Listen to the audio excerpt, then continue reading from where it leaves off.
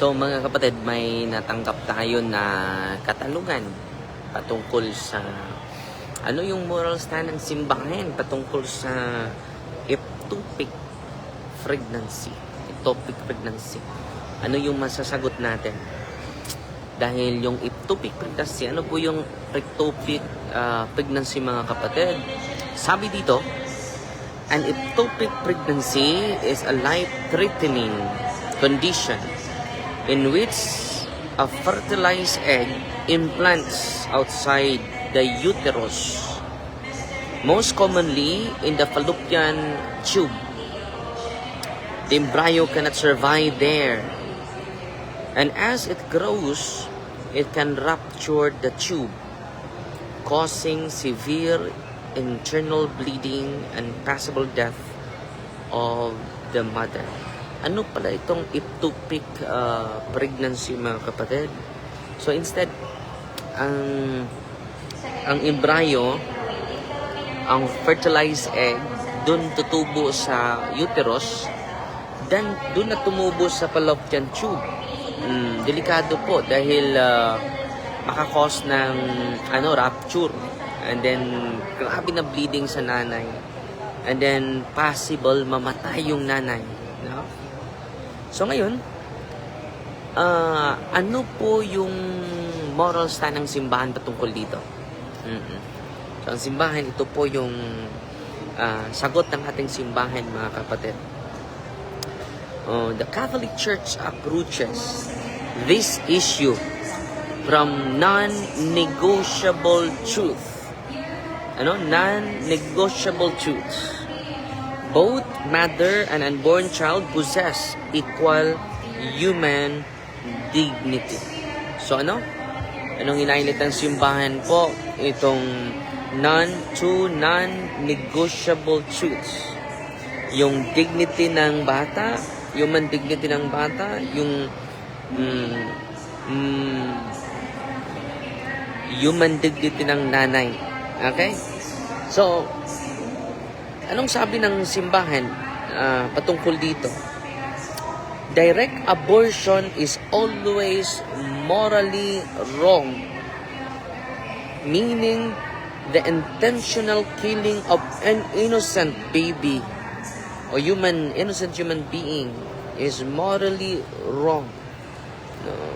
Kung maging mortal sin ba, kung kukunin yung bata, yes, abortion po yun eh.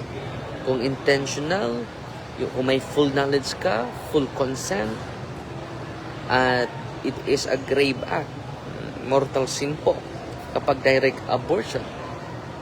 However, the Church also teaches the moral principle known as the principle of double effect.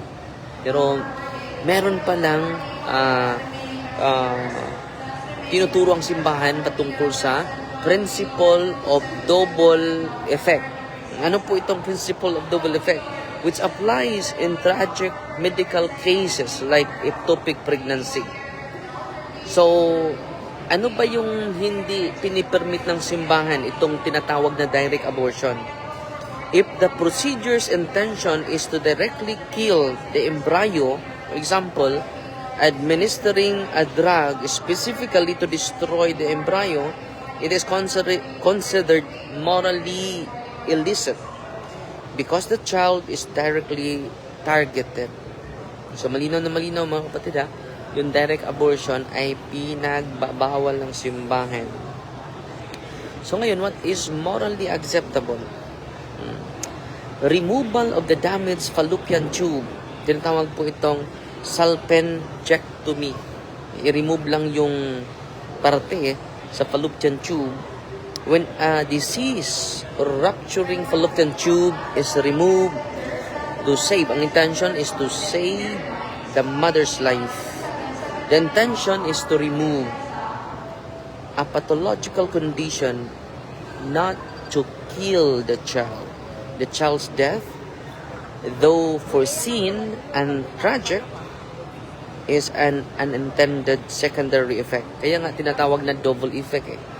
Hindi po tinatarget, hindi po intention na patayin yung embryo.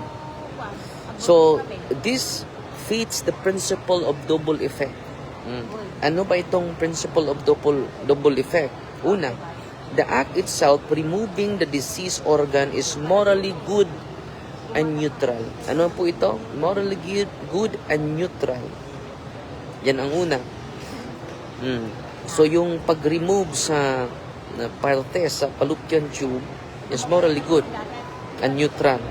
The intention is to save the mother's life. So, pangalawa, ang intention is to save the mother's life. Pangatlo, the bad effect. May bad effect eh. Ano yung bad effect? Death of the embryo is not the means of saving the mother. So, ito pangatlo, may bad effect.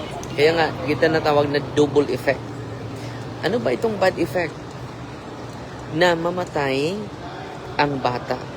Pero hindi ito ginagawa na pinatay yung bata to save the mother. Pang-apat, may proportionate grave reason. So, anong pang-apat? May proportionate katumbas na mabigat na rason. Ano yung katumbas na mabigat na rason? Imminent threat to life.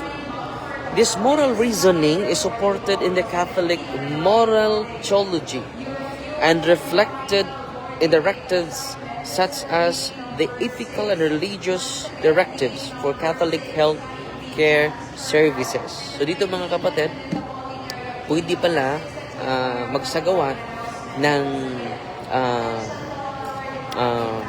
medical procedure, pero dapat sundin yung principle of double effect. So ano ba itong mga medical procedure? May 3 common treatments medically at meron ding moral evaluation bawat isa. Una, itong tinatawag na salpingectomy, removal of the affected fallopian tube. I-remove lang yung parte sa fallopian tube. Generally considered morally licit. So, okay ang simbahan dyan. Itong pangalawa na medical procedure, hindi po okay ang simbahan. Pangalawa is salpingostomy. Ano po itong salpingostomy? Removing embryo by leaving tube. But leaving tube, morally unreconcilable. So, kukunin yung embryo, so direct killing. Pero ipanatili yung tube na defective. Pangatlo, itong pangatlo na medical procedure, methotrexate. Itong methotrexate, drug that stops embryo to grow. So, parang papatayin. So, ito po ay hindi kinukonsider ng simbahan, morally accepted ng simbahan. So, ang ina-accept ng simbahan, itong tinatawag na salpingectomy, removal of the affected tube. It is morally licit, sabi ng simbahan. So, ito po, the church that does not require a mother to die rather than receive legitimate medical treatment. Hindi po kinukonsider ang simbahan na mamatay lang yung nanay without medical treatment. Pero ito yung nireject ng simbahan. Ito po yung tinatawag na false dilemma. Either kill the baby or let the mother die.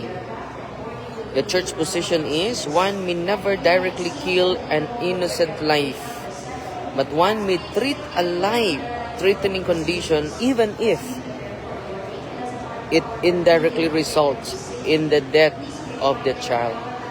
So yan po ang principle of double effect po. Kung direct abortion po, kung titirahin natin yung embryo at i-save natin yung fallopian tube, yan po ay morally illicit, morally not acceptable. No? Malaking kasalanan po yan. So, yan lang po yung ma-share natin sa inyong lahat ngayon mga kapatid, sa mga laging sumusunod sa ating programa dito sa social media. So, Fighty Maria, Tatak Safety with a humble heart. Salamat tayo sa star senders natin, si Aljan Ilangos. At si 100 stars, at si Sister Gladys Antilan Pinili. Yung ectopic pregnancy is an emergency situation. Totoo po yan. So, yan po yung sagot natin. So, Fighty Maria, Tatak Safety with a humble heart. God bless.